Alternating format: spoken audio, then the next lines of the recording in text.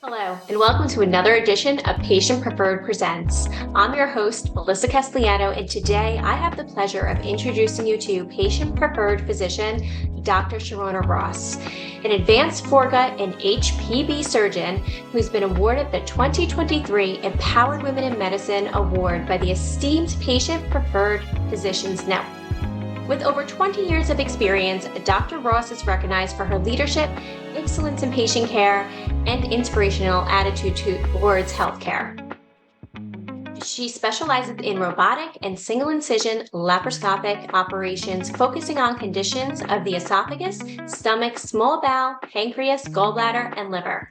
Dr. Ross goes beyond her surgical work by organizing the annual International Women in Surgery Career Symposium, promoting interaction and idea exchange amongst women within her field. She is actively involved in various medical organizations and affiliations. So without further ado, I'm excited for us to meet Dr. Ross. Start by saying congratulations. You are the recipient of the Empowered Women in Medicine Award this year. And for our audience, I just want to let them know what that means. So that means that the Empowered Women in Medicine Award is given to a select group of physicians who have demonstrated leadership within their field, and they are true beacons and inspiration and thought leaders. So judging by your work history, doctor, I can certainly see why.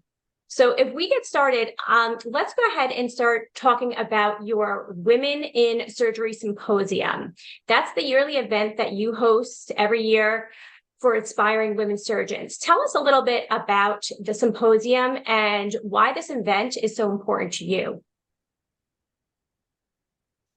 Well, the symposium started back in 2009 when I realized in my own office that we started to have a few more women students, medical students. And so I made it into my cause, my goal to try to change the perception, the negative perception. And so the first event was in my living room where I brought with friends, brought students from all around the area in the Tampa Bay area to talk about that among women, fellows, residents, and attending surgeons.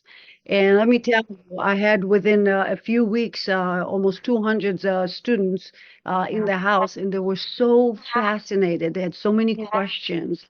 They were really surprised that it was the way it was. I mean, they had no idea. And since then, we felt that if the need in the Tampa Bay area is so high, it must be the same all over the country. And the next year, it was a national and international event where we had women from 25 to 30 states coming and joining together. And since then, I was hoping that over the years, we won't need it anymore because we're going to reach the point where there's a critical mass of women surgeons. But it grew bigger and bigger, and now we're celebrating the 14th year where it's truly going to be a global celebration.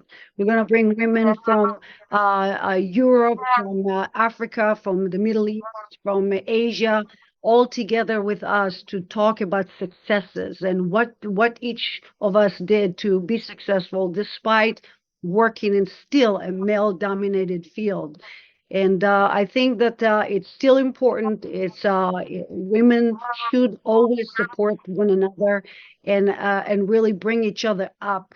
And that's the whole purpose of this event is bring women together for networking purposes, but also bring the younger generation together with the more successful women surgeons so they can get a really true information of how it is today, not the way it was before, but how is it today? And then they can make a more informed decision regarding their career and their future. Wow, so very empowering, starting in your living room to what it is today, what that must feel for you inside too, that you still get to create this message and it's still going strong after all these years. So such an inspiration to all. So with that, doctor, you've been leading the way in surgery, both by educating others and in practice. So can you tell us when you first began incorporating more robotics for more complex operations? Sure. my goal during my training is to minimize trauma during operations, to make it the most minimally invasive. So I did two fellowship. One is minimally invasive HPV fellowship, and then another in endoscopy with gastroenterologists to do everything through scopes, through inside the mouth or the colon, and with the idea of how can we minimize the scar, minimize the trauma to the patient while doing the same operations. And so back in 2007 or so, we started single incision laparoscopy, and in 2012 converted everything to robotics, to multi-trocar complex robotic operations with surgeries of the esophagus, stomach, pancreas, duodenum, and gallbladder. So anything from anti-reflux operation to esophageal cancer, stomach cancer, pancreatic cancer, duodenal cancer, cholangiocarcinoma, gallbladder cancer, all of those done robotically. Robotically. Wow. So And once again, it minimizes the trauma. Patients recover better, quicker. They do overall pain is better. They feel stronger, and if they need chemotherapy, they get to treatment a lot sooner. yeah, yeah. Very good. So with that, doctor, you just said you specialize in single incision laparoscopy and robotic surgery for the foregut, the upper GI, and the HPV, like you had just mentioned. How has technology played a role in your clinical decision making? Oh, technology goes hand in hand with surgery, in my opinion, because that's what allows us to continue to progress. And it's the same operation, but the methods, the approach is always different when you embrace technology. So I think that using technology, and I embrace it, the good one, because there's a whole array of technology that coming by to the operating room, but I really try to be very particular in what I choose. And what I choose is what I think has the better results. And then I follow up by looking at my patient's outcomes. And so I believe that surgeons that constantly looking to grow and change, they have to embrace technology because that's what allows you to make everything better. And so I think that the future is with robotic surgery and all the different technologies that come with it. Yes. So it was going to be a later question, but this leads into it. With AI on the rise in every industry, let's go right into it. How is artificial intelligence important in surgery today? Oh, it will be amazing, in my opinion. And what do I mean by that? It's Yeah. going to take some time because when you look, let's talk first about training of residents and fellows, or even younger generation surgeons versus having the robot help really well-trained surgeons to do moves that are more precise to the best outcomes. And let me explain that. So Yeah. from training of the care of the patient received after surgery, so you can look at the outcomes, and you can then find for the surgeons who did those operations, the robot can study the way they do the operation, right?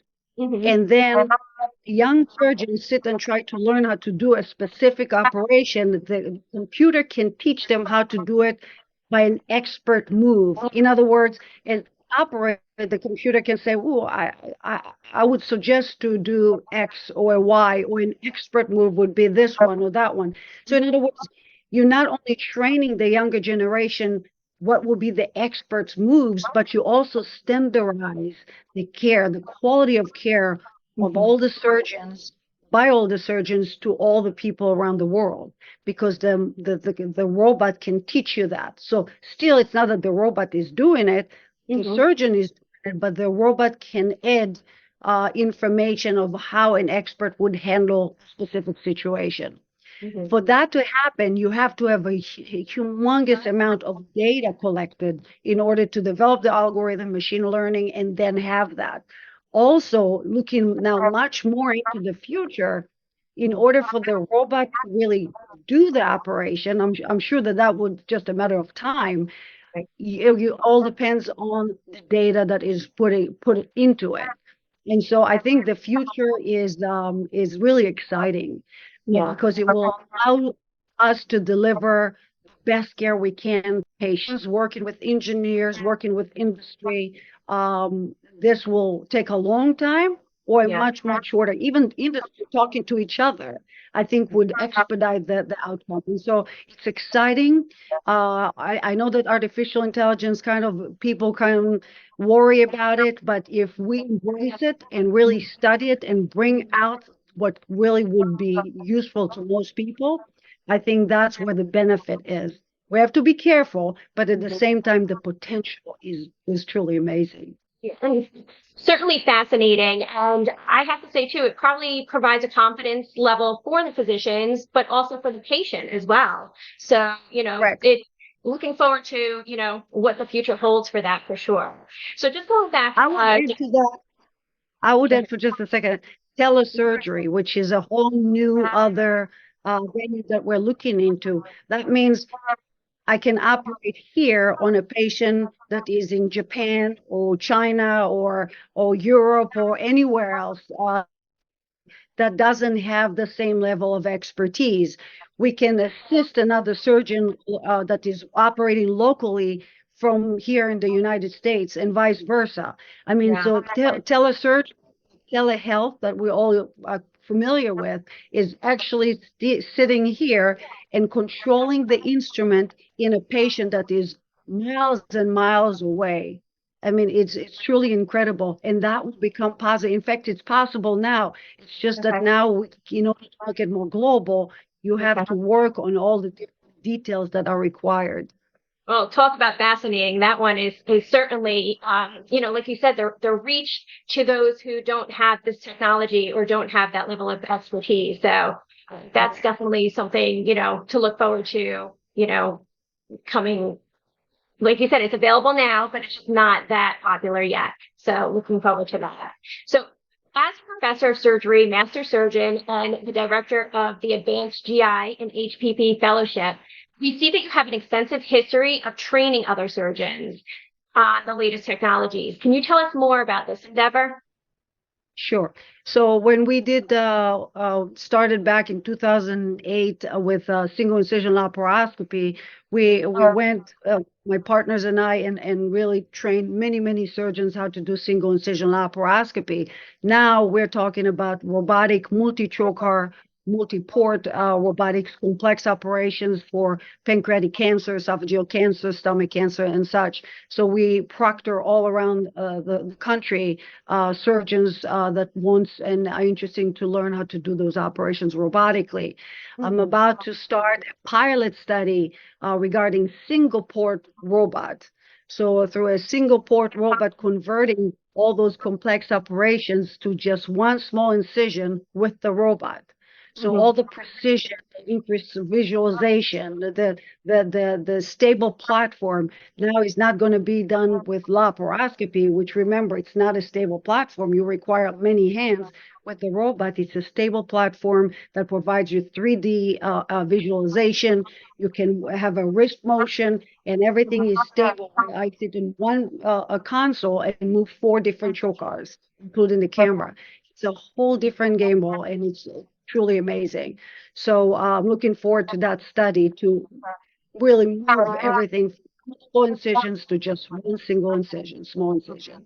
And as a patient, and just knowing through sadly some experiences with the family or friends, these are operations that are more complex and have not really had much hope or for the patient, if you have esophagus cancer or going in, but something using technology or robotics offers more of that hope and faith, to be able to go in where before 2008, like you said, you might not have been able to.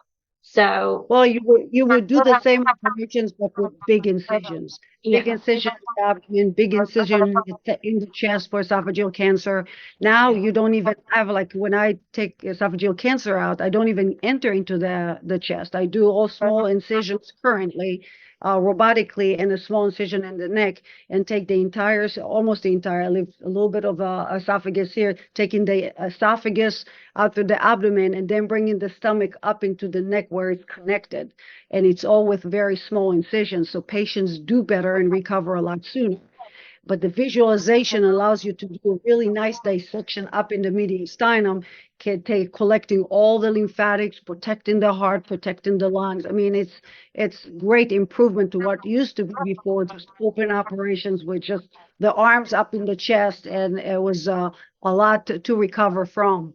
Right. Now it's much, much easier. Same thing with pancreatic cancer. It's the same in the same way. Big operations before. Now patients don't even go to the ICU. They go home within 3 to 5 days, survive longer because they can tolerate the chemotherapy much better, and they live a lot longer than before when we did open operation. So more success rate and less risk for the patient as well. So definitely positives on that side. So doctor, some might say that this technology is hindering that patient-doctor relationship. Some are going to say that it's enhancing it. What are your beliefs on that topic? I think that the relationship with the patient starts in clinic way before we take a patient to the operating room. In the operating room, patient is asleep. Who wouldn't want a more precise work, stable platform that operates on you? You know what I mean? That the minimal risk of bleeding and a better control. I mean, that has nothing to do with the relationship with the patient, because the relationship is before the operation and after the operation. And I think I stay with my patients even way after I take the cancer out, and I see them every time they have imaging with a oncologist. I always want to know how the patient's doing. And so the relationship, I think, is separate than the technology. The technology, I think, it depends on what the surgeons is conversing and explaining and educating the patients, but it's more protective for the patient. It's providing them better care, better outcomes, and better survival. Yeah. At least in our hands. Right. Very good. So you've already mentioned too the future of technology being with, like we just said, you can operate from where you are on patients in other countries. Is there anything you want to add to the future of technology in surgery? There's so much. There's so much new technology that allows you to be safer in the operating room during those operations, the robotic operations. There's technology that would help standardize, as I mentioned before, the quality of the care that is delivered in the operating room by all surgeons. In other words, it will be able to, the robot will teach them to provide the best standard of care. And like we mentioned, globally, technology would be able to provide the same quality of care everywhere else, even in those areas that can't afford it, but they'll have an outreach to get there and help them. There's also tele-mentoring where one surgeon can help teach another surgeon from a different location. There's efficiency in operating where you can flip rooms from one to another robotically, so you save time between cases. You're less wasting time where the surgeon just waits and waiting for the next case. So there's a lot of new technology that is going to come to make surgeons more efficient and with better outcomes for patients. Well, we certainly look forward to seeing it, and, what you're doing is inspiring to all, and, as a patient, as physicians, and your training. So, doctor, it was very lovely speaking with you today, and we thank you for sharing your expertise, your knowledge, and your inspiration to our audience here. And we wish you even more success in this new year. So thank you so much for being here with us today. It's truly a pleasure to be here. Thank you for tuning in to another episode of Patient Preferred Presents. For more information about today's guest, Dr. Sharona Ross, please visit www.adventhealth.com. And to learn more about how to be a guest on our show, please visit www.patientpreferred.org.